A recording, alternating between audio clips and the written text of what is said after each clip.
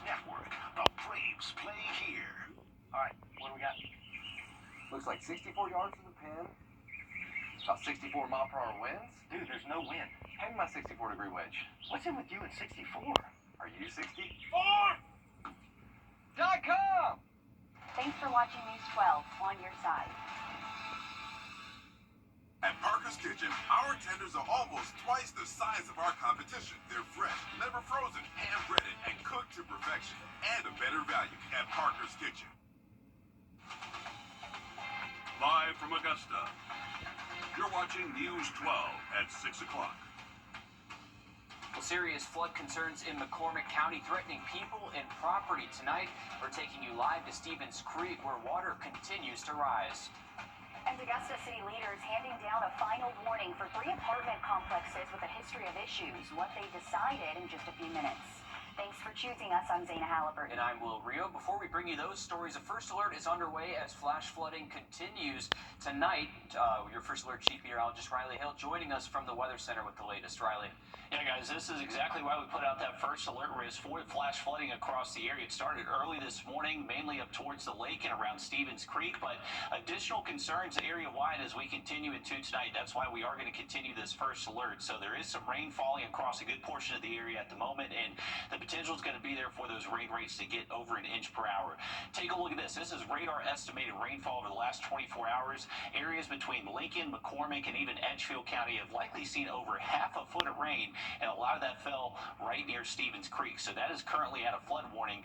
And get this, Stevens Creek actually rose 20 feet since around 6 a.m. this morning. So rapid water level rise there on Stevens Creek, just south of Plum Branch, going all the way through Modoc and about up to that Columbia and Edgefield County line. So this is going to stay underneath a flood warning and hasn't crested yet. Expected to crest later tonight at 29 feet, but that's going to be in effect until at least Thursday afternoon. So make sure you are staying on higher ground, especially if you live around Stevens Creek.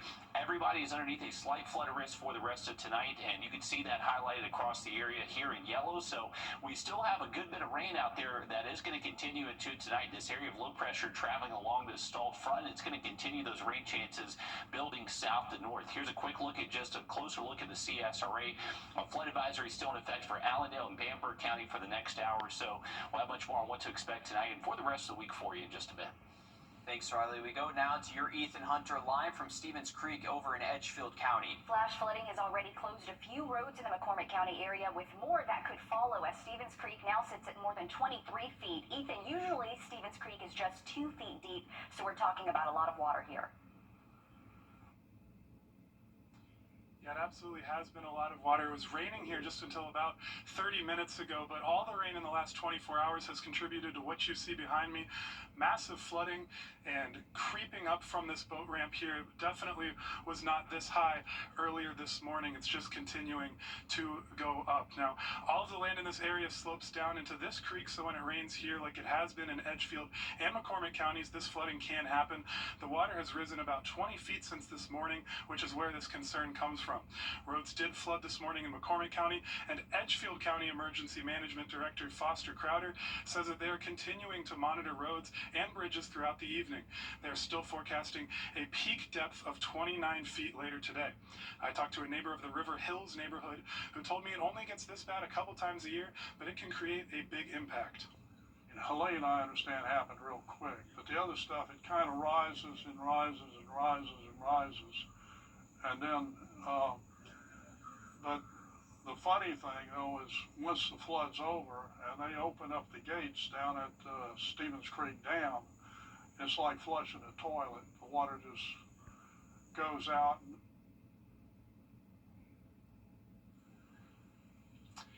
Yeah, so the dams do fluctuate the water here quite a bit, but as for right now, I'm standing here. The boat ramp goes about another usually 15 or so feet this way. Our meteorologist Malik Bryant was live here 2 hours ago, and he was standing where he was standing right now. It's probably about shin to knee height now. So the water is coming up right now and continuing to do so. So that's why we are warning you, if you are trying to drive around this area, especially later tonight, just be sure to be careful and watch for flooded roads. Good reminders, and certainly with more rain in the forecast, it doesn't help things out there. Yeah, turn around, don't drown is the biggest message. Of course, you never know what's under that water when you see that road, too. And again, if you're in that flood-prone area, you need to keep an eye on the weather, any potential warnings out there, too. Thanks again, Ethan. Today, Augusta leaders handing down their warning for the owners of Bon Air, Richmond Summit, and Maxwell House. It comes after what leaders call years of renter complaints, including safety concerns, mold, and infestations. Although the three complexes are owned by two separate companies, leaders have set their attention on all three and threatened the business licenses for each of them. Your city government reporter Sydney Hood joins us live from the municipal building on Telfair Street. Sydney, this afternoon's meeting brought up a lot of improvements by the companies responsible, but leaders alluded to more work needing to be done. Today, promises were made by both Redwood Housing and Maxwell House commissioners who, again, combined both of these companies into today's hearing, gave them a warning that if those promises aren't met by their last commission meeting of the year, commissioners say they'll consider probation. And like we mentioned, though, one hearing today, Redwood Housing took the floor first, followed by the Maxwell House. We saw a majority of people in chambers appear to be tenants with Redwood Housing, so they either live at the Bon Air or the Richmond Summit. A group of about 20 had on matching t-shirts saying, quote, "We support Redwood." We didn't hear from those people, but Redwood Housing did show commissioners videos they say are from inside both complexes, and each video including interviews with tenants. I wouldn't be standing here on behalf of the folks I represent if I didn't feel like they were doing a service to the community and improving these properties and providing high quality, affordable housing. And you just heard from attorney Jack Long, who represents Redwood Housing. He says there have been, quote, misrepresentations on what the inside of these complexes look like. The mayor says he's been inside the Bon Air and Richmond Summit and acknowledges the changes that have been made. He says he met with the CEO of Redwood Housing yesterday, and the mayor says, quote, he believes in him and their plan. Some commissioners say they want to see action instead of talk. I'd like to say if we come back here on December 2nd and make sure that all that was said that was going to get done is done. Phase 2, security cameras everywhere, take care like the sheriff was saying. Not sheriff, but chief, Clancy, we have all that in place to make sure that our residents and citizens are safe. And like we said earlier, Maxwell House was added into this hearing with Redwood Housing. Some people who live inside Maxwell House showed up in shirts that said, quote, housing rights equal human rights. We didn't hear from those people, but after hearing from code enforcement, the sheriff's office, and the Augusta Housing Authority, commissioners are warning the Maxwell House to keep their word on their promises. We're not just giving lip service. We really do care about them good time. We say we're from a far distant place. I was born and raised in Macon, Georgia. That's where my family lives in Georgia. I have ties here, but regardless of that, we do care about individuals. We made improvements and we will continue to do so. They are readily, and in some cases desperately, looking for you all to be good stewards of your facility. Right now, from what we're hearing and what we're getting, it's not that. Again, two warnings given to two separate companies. We will be back in commission in December when commissioners hear those updates. All right, thank you, Sydney, for staying on top of this for the entire community. We know you've worked hard to report on this. Thank you again. Since today's commission meeting involved so much, we'll have to wait a little while longer for the final list of projects for SPLOST 9. Leaders were supposed to finalize their list of projects they want to see done with taxpayer money if voters say yes in November. The SPLOST would be an extra local 1% tax to generate funds for everything, from park upgrades to new city buildings. We should have that final project list on the 12th.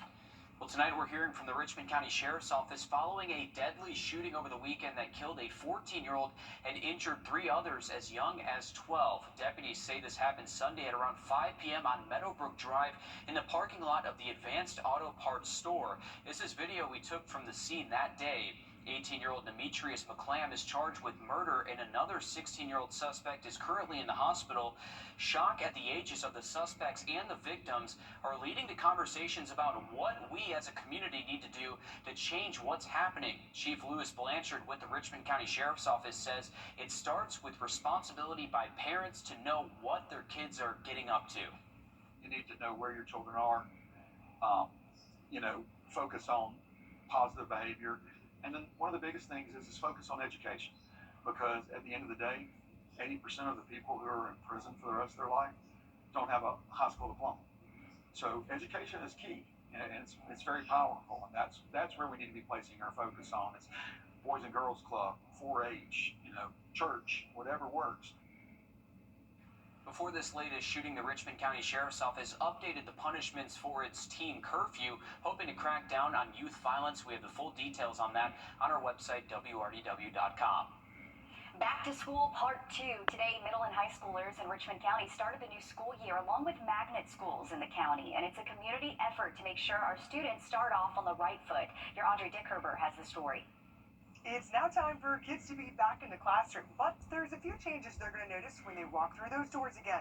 But before they get to the doors, they're greeted with this. Welcome back to school! Welcome back to school! Community members from Good Shepherd Baptist Church making sure they have the school spirit to succeed. We hope it makes a big difference. Many of them waved back and said hello, good morning. And so we hope it makes a difference. If it makes a difference for one, that matters. While school staff is making sure they have the tools. Our teachers have been planning by attending professional learning, not just site-based here, but also within the district as they're rolling out new ELA standards. We're revisiting math standards, science and social studies standards, in an effort to make sure that our children get what they need and that teachers are using the right instructional strategies to meet the needs of our students. Middle schools in the district are also seeing a change to their daily schedule, starting school at 9:15 and dismissing at 4:20 rather than 4:05. Getting out later, that helps me when I get off from work. I can be home instead of him, me paying extra money to send him somewhere else. And the district is also increasing safety measures, adding metal detectors to schools such as Josie High School and Murphy Middle School. It's just a precautionary measure. We've not had any issues that would say, oh, we definitely need to put these there. It's just they're starting in high school. We just happen to be a fortunate middle school to have them this year. Keeping students and staff safe and parents' minds at ease. I love that. I love that we have security measures because it protects the teachers and also the students, because nowadays you don't know what the kids are thinking, what they're going through at home, and they're bringing it to school. Safety is also top of mind for school officials. We're told metal detectors will be rolled out at Westside High School and Glen Hills later this semester. Columbia County High, Butler, Laney, and Josie High Schools already have them installed. We're working to learn new details about the death of a Burke County high schooler this evening. Today, Burke County High School officials said sophomore Joshua Guzman passed away, and their thoughts and prayers are with his family. The school's counseling team will be available for students this week to those who may need it. New today, an Aiken man is facing serious charges for 2 separate crimes, with one of them dating back to 2017. Tyrone James is charged with criminal sexual conduct with a minor in the first degree.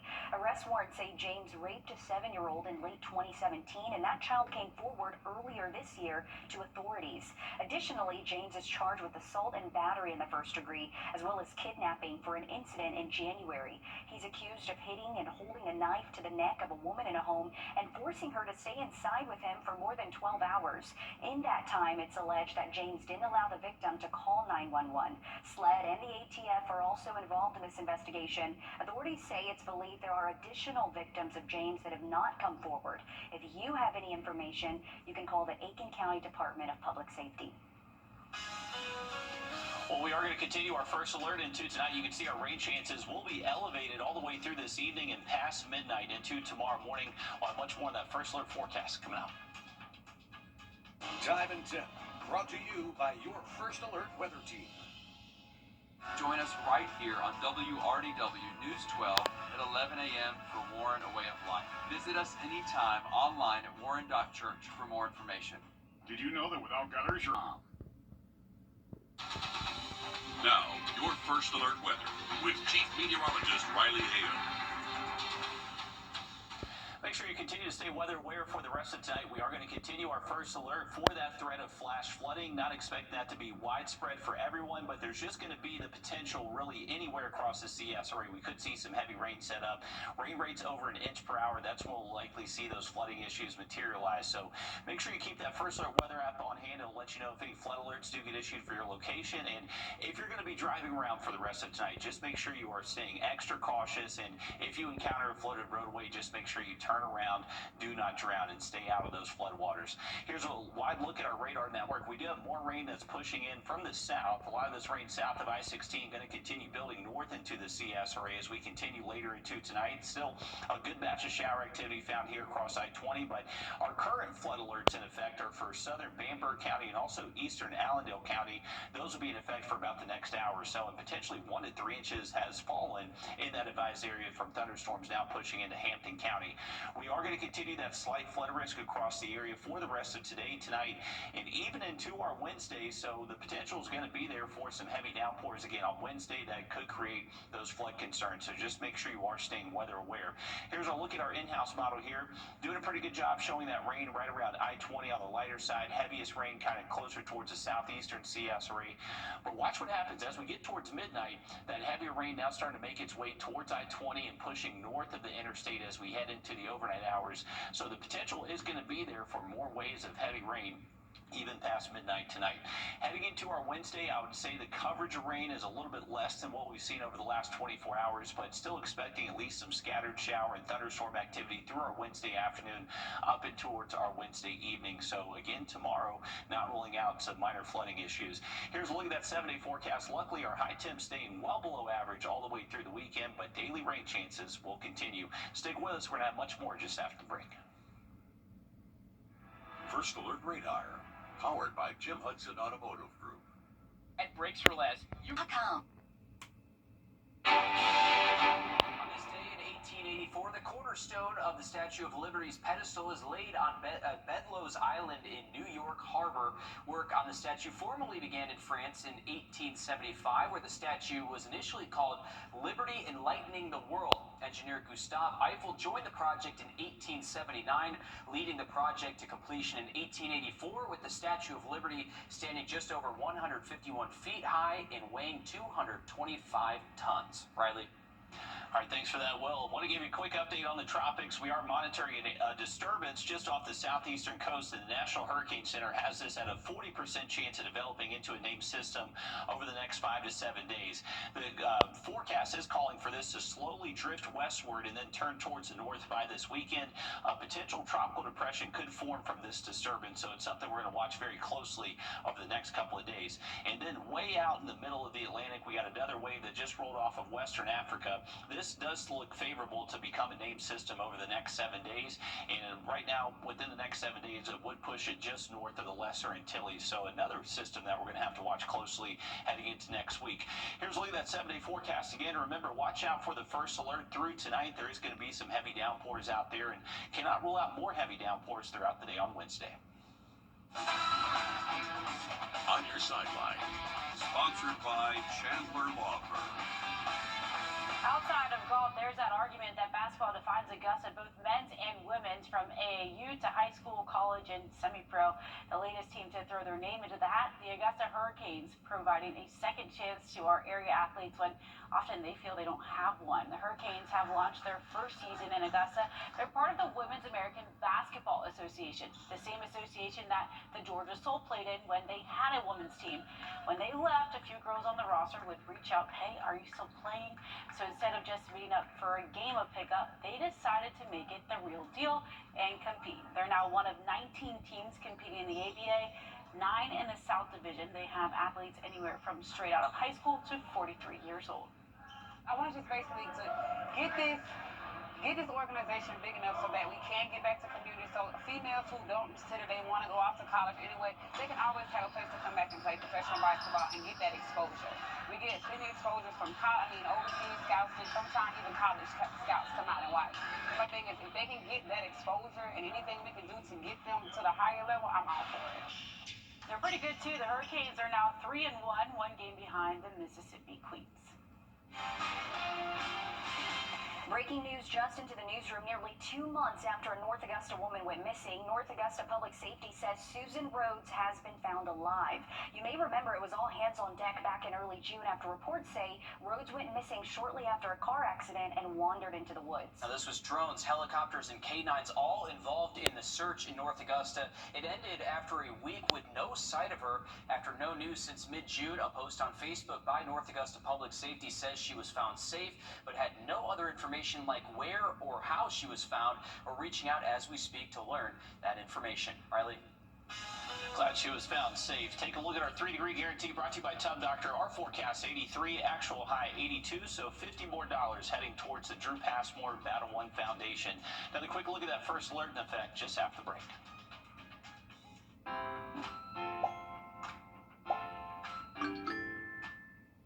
The CSRA. It's where we were born, where we live, where we work, where we're raising our families. It's our home.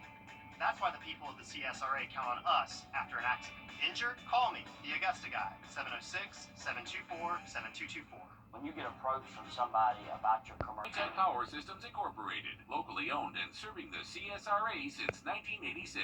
Hey Green Jackets fans, when you're at the plate, there's nothing worse than striking out without ever swinging. You gotta make the most of your chances.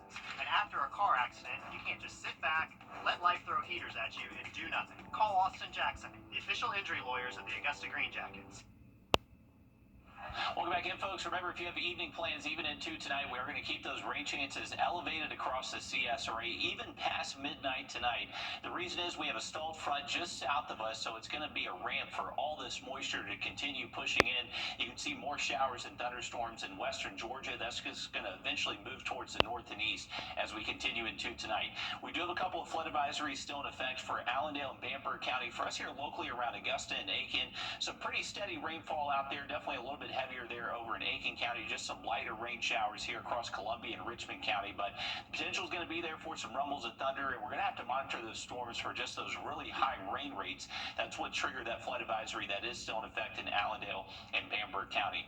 Heading into tomorrow, we are expecting additional shower and storm chances. There could be some morning showers out there Wednesday, then later into the afternoon, a rumble of thunder definitely possible. So stay weather aware for the next couple of days. Those storm chances continue all the way into the weekend. Thanks for that, Riley. We're back live on 26 News at 7. And for News 12 at 10 and 11 o'clock. Thanks for watching.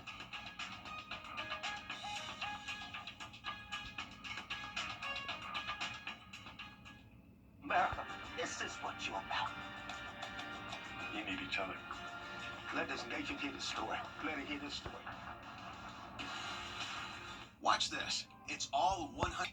Hey guys, it's Anna Christina here for Roof Savers, and we're proud to introduce our proven, lab-tested, patent-pending Renew It 17, the only asphalt shingle preservation product that provides 17 continuous years of coverage for your roof with just one application and one treatment. Renew It 17 has been rigorously field tested and proven effective on over 1 million square feet of surfaces across the United States. If you're concerned about the age of your roof, leaks, black streaks, or the little tiny rocks from your roof ending up in your gutters or driveway, we're here to help. The Roof Savers 3-step process includes a comprehensive roof tune-up to address nail pop-ups and replace missing shingles. We then soft wash your roof to remove algae and black streaks. Finally, we apply patent-pending Renew It 17. And Roof Savers is the only asphalt shingle roof and multi-surface technology company tested and approved by the Wounded Warrior Program. America's #1 choice for roof preservation.